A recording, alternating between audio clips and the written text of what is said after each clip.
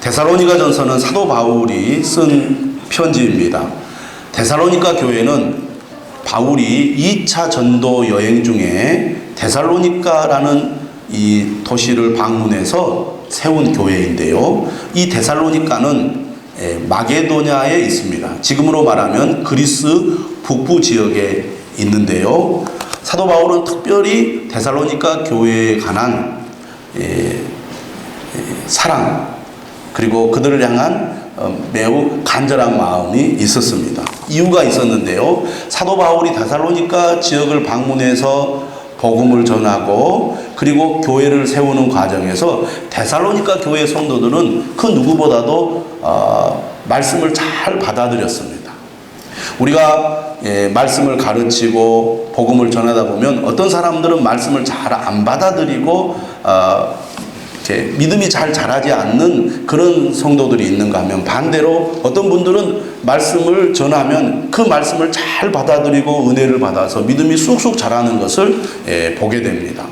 목회자의 입장에서 볼 때 어떤 사람들이 참 고맙고 또 그 마음에 기쁨을 주느냐, 하나님의 말씀을 잘 받아들이고 은혜 받은 성도들이 목회자의 마음을 흡족하게 하고 기쁘게 합니다. 사도 바울도 그런 마음을 이 데살로니가 교회 성도들을 통해서 느꼈던 것이죠.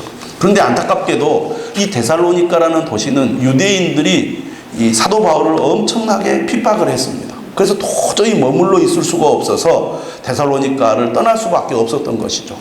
말씀을 잘 받아들이고 은혜를 받았던 데살로니가 교회의 성도들이 사도 바울을 통해서 하나님의 말씀을 오랫동안 계속 듣지 못하고 어쩔 수 없이 사도 바울이 더 이상 복음을 전할 수 없게 되자 이 데살로니가 교회 성도들을 향한 안타까운 마음이 있었어요. 혹시 그들이 도중에 믿음을 잃어버리고 주님을 떠나면 어떡할까? 누구보다도 은혜를 받고 말씀을 듣고 믿음이 쑥쑥 잘 자랐는데 그들이 믿음을 잃어버리면 안 되지 않겠느냐 하는 그 마음이 사도 바울에게 있었던 것입니다. 그래서 어떻게 해서든지 그들이 믿음의 뿌리를 굳게 내려서 흔들리지 않는 성도가 되도록 도와야 되겠다. 이것이 사도 바울의 마음이었습니다.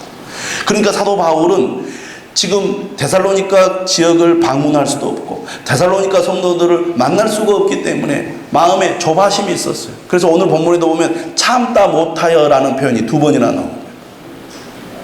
그들을 빨리 만나고 싶고 그들을 확인하고 싶고 그들에게 하나님의 말씀을 가르쳐서 믿음의 뿌리를 굳게 내리게 하고 싶은 마음이 간절한데 그것이 뜻대로 안 되니까 바울의 마음에 조바심이 생긴 것이죠. 그래서 어떻게 해서든지 데살로니가 교회 성도들을 도와야 되겠다, 그런 생각을 한 겁니다. 데살로니가전서 1장 2장을 살펴보면 사도 바울이 데살로니가를 방문해서 복음을 전할 때 얼마나 열심히 헌신적으로 복음을 전했는지 잘 나타나 있습니다. 또 사도 바울은 그들에게 복음을 전할 때 거짓된 마음이나 인간의 어떤 욕심을 가지고 전하지 않고 정말 진실한 마음으로 복음을 전했습니다. 뿐만 아니라 그들이 혹시라도 상처를 받거나 오해를 할까봐 사도 바울은 낮에는 일하고 밤에 그들에게 복음을 전했어요. 다시 말하면 그들에게 어떤 피해를 주어서 그들이 혹 하나님의 말씀을 받아들이는데 지장이 있을까봐 사도 바울은 매우 조심조심 그들에게 다가갔던 것입니다. 그래서 데살로니가 전서를 보면은 그가 이렇게 말해요. 사도의 권위를 내세우지 않고 도리어 유순한 자가 되어 유모가 자기 자녀를 기름과 같이 했다, 이렇게 되어 있습니다. 뿐만 아니라 아버지가 자기 자녀에게 하듯 성도들 각 사람에게 권면하고 위로하고 경계했다고 말합니다. 이처럼 진실함과 헌신의 마음으로 데살로니가 교회 성도들에게 복음을 전했을 때 이 데살로니가 교회 성도들은 바울이 전한 복음을 사람의 말로 받지 아니하고 하나님의 말씀으로 받았다는 것입니다. 그러니까 사도 바울이 얼마나 기쁘겠습니까? 정성을 다해서 최선을 다해서 하나님의 말씀을 가르칠 때 그들이 하나님의 말씀을 듣기를 사람의 말로 받지 않고 하나님의 말씀으로 받았다는 같았기 때문에 사도 바울은 너무너무나 기뻤던 것입니다.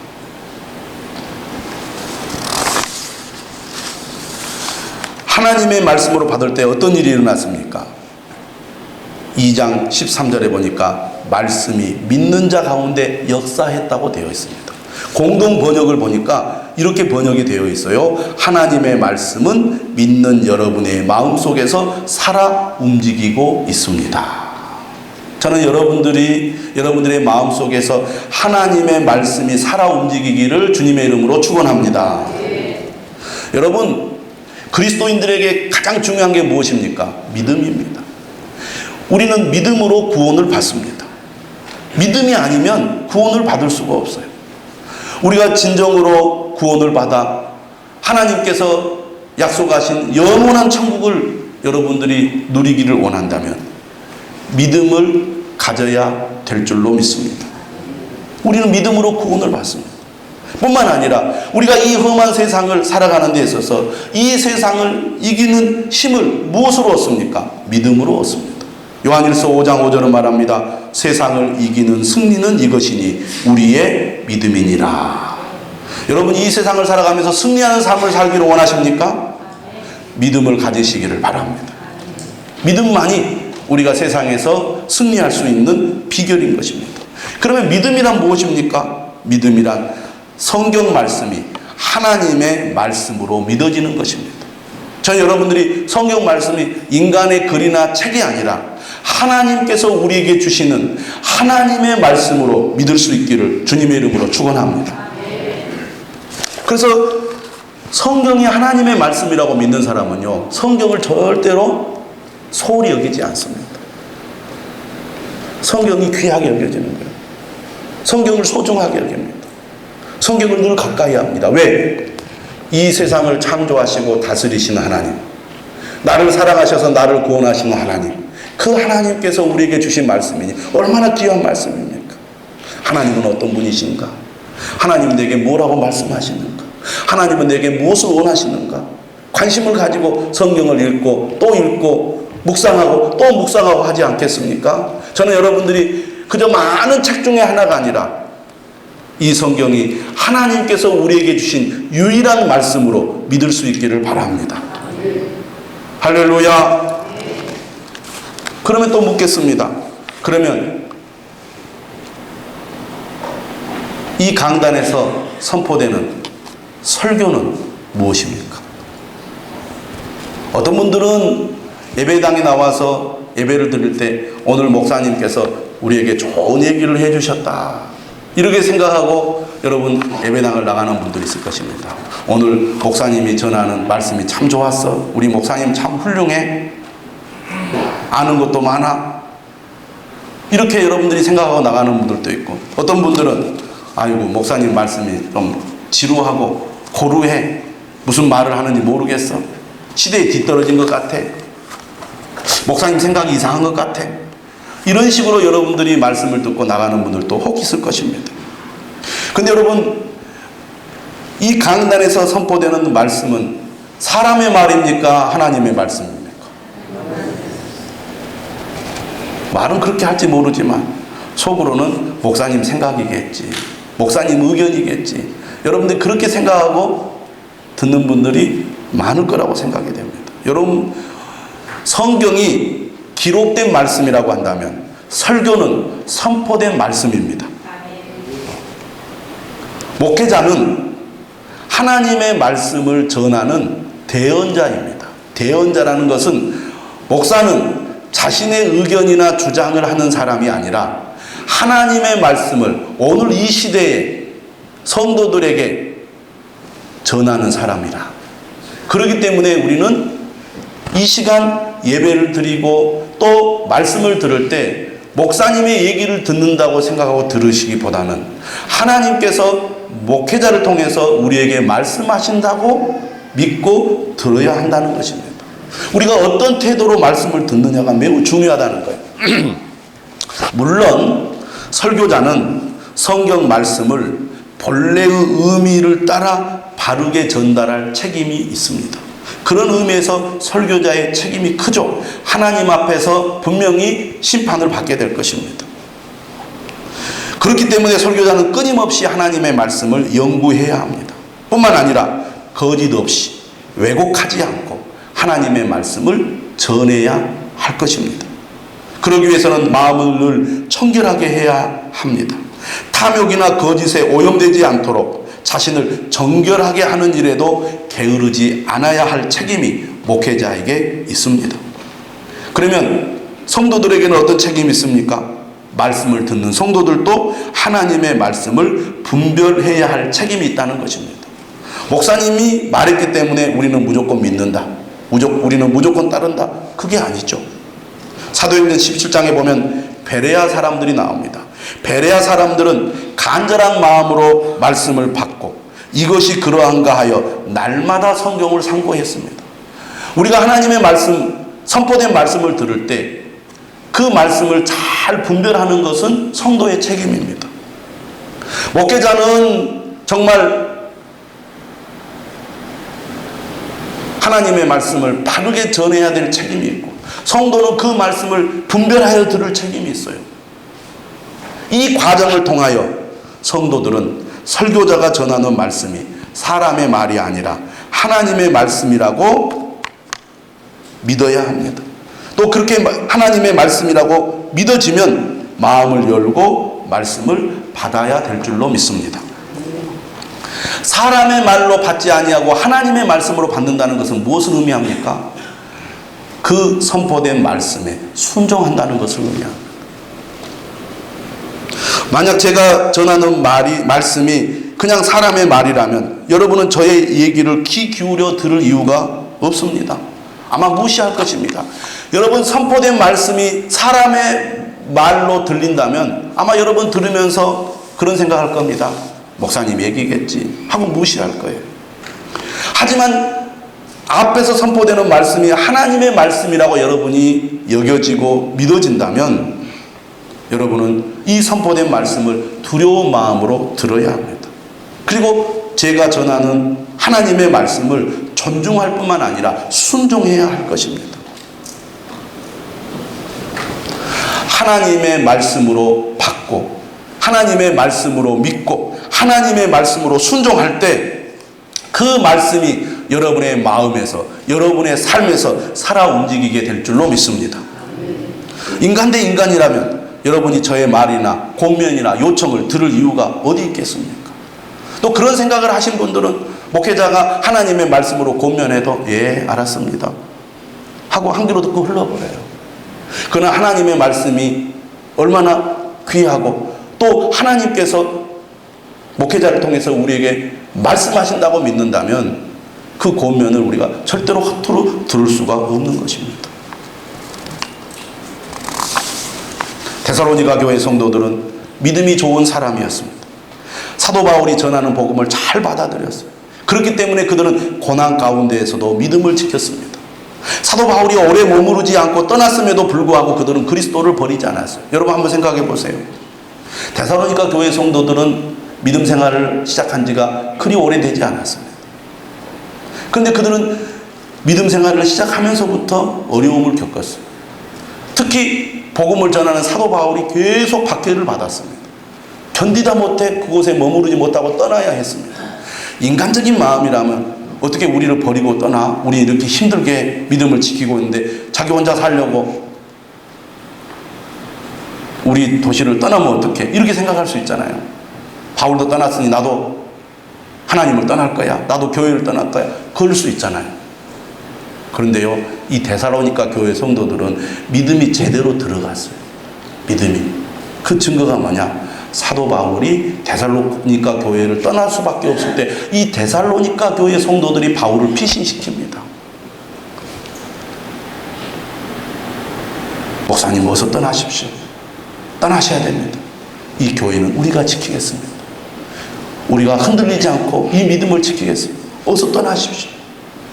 바울이 떠나도 바울의 일행들이 떠나도 그들은 믿음을 굳게 지키고 또 바울 앞에서 우리가 믿음을 지키겠으니 걱정하지 마십시오. 이렇게까지 했던 사람들이 데살로니가 교회 성도들입니다. 그러니 바울이 떠날 때 얼마나 마음이 아팠겠습니까?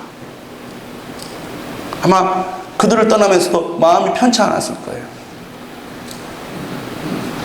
그래서 데살로니가 전서를 보면 바울이 어떻게 해서든지 이 데살로니가 교회 성도들을 방문하고 그들에게 말씀을 전하려고 애를 쓰는 것을 볼 수가 있습니다. 그들을 향한 안타까움이 있었다고 말해요. 오늘 우리가 읽은 본문은 우리에게 무엇을 가르쳐 주느냐? 아무리 믿음이 좋은 사람도 그 믿음이 계속 유지되는 것은 아니라는 것을 가르쳐 주고 있습니다. 다시 말하면 사도 바울은 데살로니가 교회 성도들이 좋은 믿음을 가지고 믿음이 쑥쑥 자라는 것을 보면서 떠났어요. 그런데 바울은 떠나면서 걱정을 했어요. 이들이 계속 이 믿음을 잘 지킬 수 있을까? 흔들리지 않고 계속 믿음의 뿌리를 굳게 내릴 수 있을까? 이런 걱정을 바울이 했다는 거예요. 그것이 오늘 우리가 읽은 3장에 잘 나타나 있습니다. 1절 한번 보십시오. 이러므로 우리가 참다 못하여 우리만 아덴에 머물기를 좋게 생각하고, 아덴은 아테네입니다. 사도 바울이 지금 아테네에 있는 거예요. 사도 바울의 전도팀들이 아테네에서 복음을 전하는데 늘 마음이 어디에 있어요? 데살로니가에 있어요. 그래서 하나님께서 지켜주실 거야. 그들은 어려움이 있어도 믿음을 잘 지킬 거야. 그렇게 생각을 하다가도 아니지. 그들이 어려움을 겪으면 그들이 또 믿음이 흔들려서 넘어질 수 있지. 지금까지 믿음이 좋았지만 그 믿음이 계속 유지되지 못하고 흔들려서 넘어질 수도 있어. 어떻게 하지? 우리가 비록 이곳에서 복음을 전해야 되지만 저 데살로니가 교회를 그냥 내버려 두면 안 돼 하는 그 조바심이 데살로니가 이 사도 바울의 마음이 있었어요. 그래서 참다 못하여 어떻게 하기로 결정합니까? 빨리 누군가를 보내서 데살로니가 교회의 성도들을 도와야 되겠다. 그런 생각을 바울이 했던 것입니다. 그래서 누구를 보냅니까? 2절에 우리 형제 곧 그리스도의 복음을 전하는 하나님의 일꾼인 디모데를 보내노니 이는 너희를 굳건하게 하고 너희 믿음에 대하여 위로함으로 아무도 이 여러 환난 중에 흔들리지 않게 하려 함이라. 우리가 이것을 위하여 세움 받은 줄을 너희가 친히 알리라.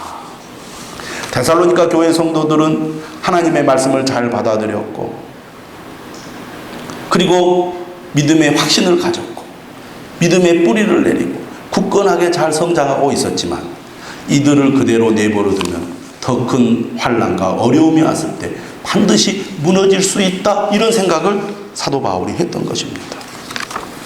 오늘 말씀 우리에게 뭘 가르쳐 주느냐? 성도는 계속해서 영적인 돌봄과 양육을 받아야 한다는 것입니다. 이렇게 생각하는 사람들이 있습니다. 내 믿음은 내가 지킵니다. 내가 알아서 지킵니다. 여러분, 믿음은 결국 내가 지키는 거죠.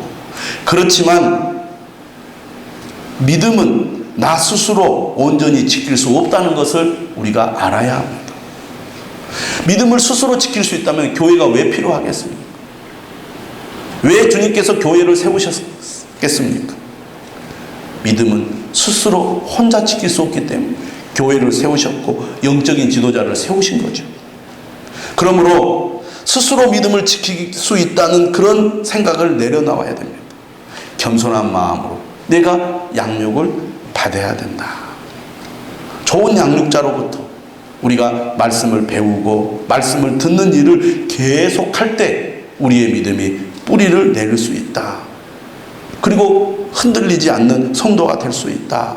여러분들이 그 사실을 분명히 알아야 되겠습니다. 오늘 2절 3절 말씀에 비추어서 성도들은 늘 내 신앙을 점검해 봐야 됩니다. 요즘 시대는 어떤 시대입니까? 점검하는 시대죠. 그냥 열심히 일하고 열심히 운동하고 열심히 살면 된다. 그렇지 않습니다. 건강을 지키기 위해서 정기적으로 건강 검진을 하잖아요. 여러분이 하는 일도 내가 잘하고 있는가 늘 점검해야 되잖아요. 그래야 우리가 잘못된 길로 가고 있지 않는가, 잘못하고 있지 않는가를 우리가 알 수 있지 않습니까? 점검을 잘할 때 우리가 하는 모든 일들, 또 우리의 건강도 더 튼튼해지는 것입니다. 그러므로 오늘 2절 3절의 말씀에 비추어서 여러분 스스로 자신을 점검해 보셔야 됩니다. 내 믿음은 굳건한가? 나는 여러 가지 환난 중에 흔들리지 않는 신앙생활을 하고 있는가? 내 믿음이 굳건하지 않다면, 내 믿음이 지금 흔들리고 있다면 여러분 하나님의 말씀 앞으로 더욱 가까이 나가야 될 줄로 믿습니다. 말씀을 배우는 자리로 나아가야 된다는 거예요. 우리의 믿음은 마치 나무와 같습니다. 나무가 성장을 하려면 뿌리를 깊이 내려야 돼요. 나무가 흔들리잖아요. 그러면 나무가 죽어버립니다. 그렇기 때문에 흔들리지 않고 깊이 뿌리를 내리는 것이 중요합니다. 저희가 이곳에 예배당을 짓고 멀지 않은 곳에서 느티나무 4그루를 샀습니다. 한 그루에 15만 원씩. 그래가지고 마침 우리가 공사를 하고 있었기 때문에 차로 이렇게 실어다 줬어요. 포크레인으로 파가지고 우리가 심었습니다. 그러니 얼마나 엉터리같이 심었겠습니까? 3그루는 죽고요. 한 그루만 살았습니다. 그 나무가. 그래서 이 어린이 예배실 뒤편에 느티나무가 잘 자랐어요. 정말 튼튼하게 잘 자라서 그거 보면 마음이 뿌듯합니다. 근데 제일 큰 나무가 있었어요. 제일 큰 나무가 있었는데 그 나무가 이 바람이 세게 불어서 넘어져 버렸어요. 그래서 또 이렇게 가지고 다시 심었습니다. 또 바람이 불어서 또 넘어졌어요. 또 심었습니다. 결국 죽고 말았어요. 나무가 뿌리를 내리지 못하고 흔들려서 넘어지면 죽더라고요. 그런데 이 3그루가 죽었다 그랬잖아요. 마지막 그 한 그루가 이번에 죽었습니다. 느티나무. 그러니까 수도공사를 하다가 이제 나무를 팠어요. 뿌리를 파보니까요. 뿌리가 제대로 내리지를 못하고 짝뚝 그 잘라진 상태로 있더라고요. 뿌리가 전혀 깊이 내리지 못하고 그냥 대충 있었던 거예요. 그러니까 더운 날에 제대로 영양분 공급도 안 되고 물도 제대로 공급되지 않으니까 말라 죽어버리더라고요. 아, 뿌리를 내리지 못하니까 나무가 죽는구나. 또 지지대를 제대로 해주지 않았기 때문에 바람이 불어서 흔들려 버렸거든요. 그러니까 그 나무가 살았으면 정말 엄청 아름답게 컸을 거예요. 지금 살아있는 나무를 보니까 그런 생각이 들더라고요. 그 나무가 제일 적은 나무였는데 지지대를 해줘야 되는데 지지대를 안 해주는 상태에서 나무만 심어놨더니 바람이 부니까 넘어져 버린 거예요. 신앙이란 게 그렇습니다. 내가 아무리 뿌리를 내리고 믿음에 굳게 서려고 해도 지지대가 없으면요 넘어져 버리는 거예요. 그래서 교회가 필요하고, 그래서 목회자가 필요한 거고요. 좋은 양육이 필요한 겁니다. 여러분 분명히 알아야 됩니다. 신앙생활에는 반드시 위기가 있고 어려움이 닥치는 것입니다. 그렇기 때문에 미리 대비하는 것이 얼마나 중요한지 몰라요. 오늘 본문 4절에 이렇게 되어 있습니다. 우리가 너희와 함께 있을 때 장차 받을 환난을 너희에게 미리 말하였는데 과연 그렇게 된 것을 너희가 아느니라. 누구나 위기를 겪고 누구나 시련을 겪고 누구나 시험을 당한다는 것입니다. 그렇기 때문에 우리가 평소에 말씀과 기도로 무장하는 것이 얼마나 중요한지 모릅니다. 말씀과 기도로 무장된 만큼 시련이나 시험이 닥칠 때 극복할 수가 있어요. 평안할 때, 모든 것이 잘 될 때는 나는 어떤 일이 있어도 주님을 떠나지 않습니다. 나는 어떤 일이 있어도 이 믿음을 버리지 않습니다. 그렇게 자신 있게 말하지만 흔들려 버려요. 누구나. 심지어 목사님 가운데도 그런 분들이 있어요. 최근에 보도를 보니까 미국의 유명한 목사님이요.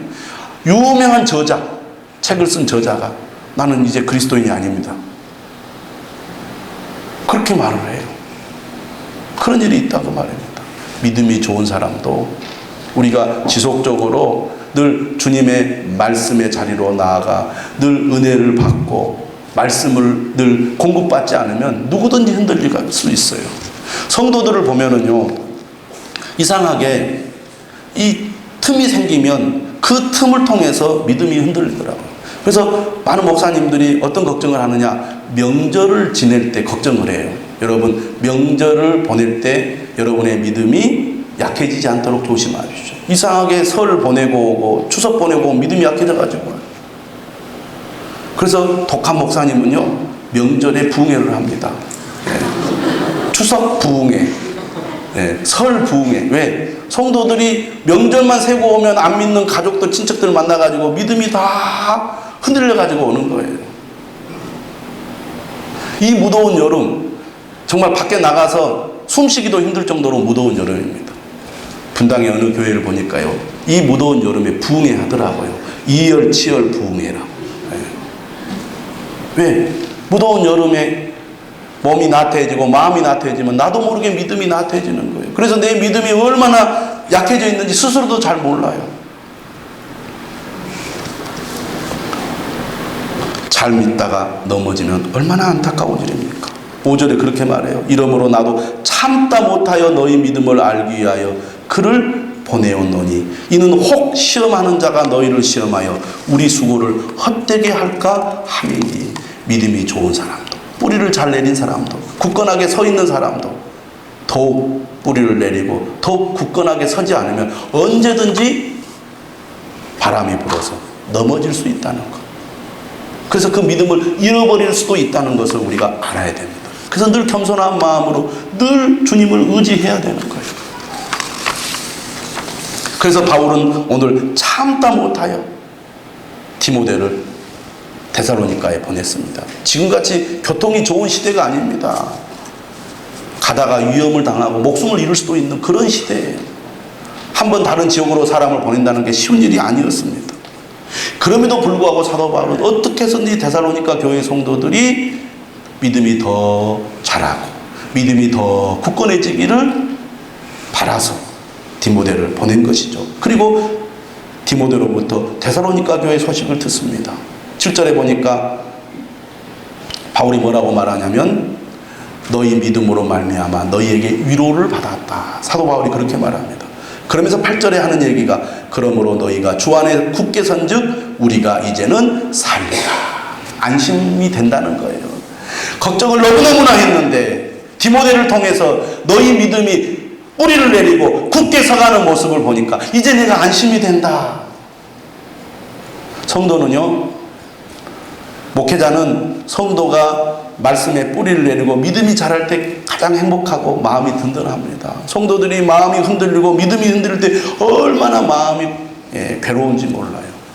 근데 사도 바울은 이 데살로니가 교회 성도들이 점점 믿음이 성장하는 것을 보고 너무 기뻐했어요. 9절에 그렇게 말하잖아요. 너희로 말미암아 모든 기쁨으로 기뻐하니.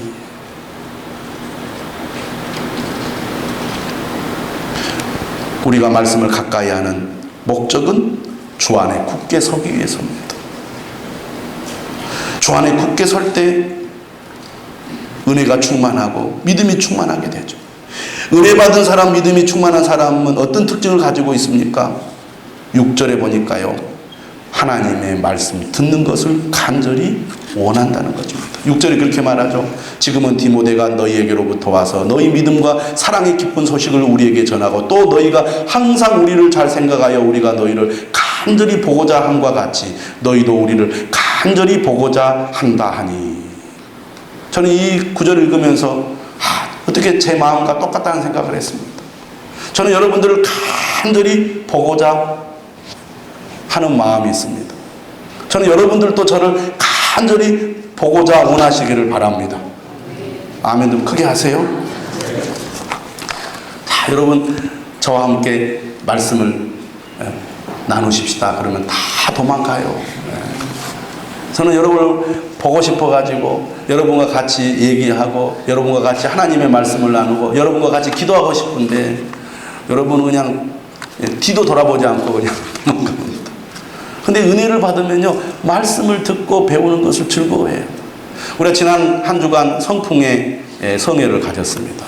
이 35년 됐어요. 저희도 한 10여 년 참여를 하고 있는데 지금까지 해남 계곡면에 있는 흑석산 기도원에서 집회를 했습니다. 올해 이제 처음으로 광주에 있는 광산교회에서 집회를 했는데 여기서 한 25분에서 30분 거리밖에 안 됩니다.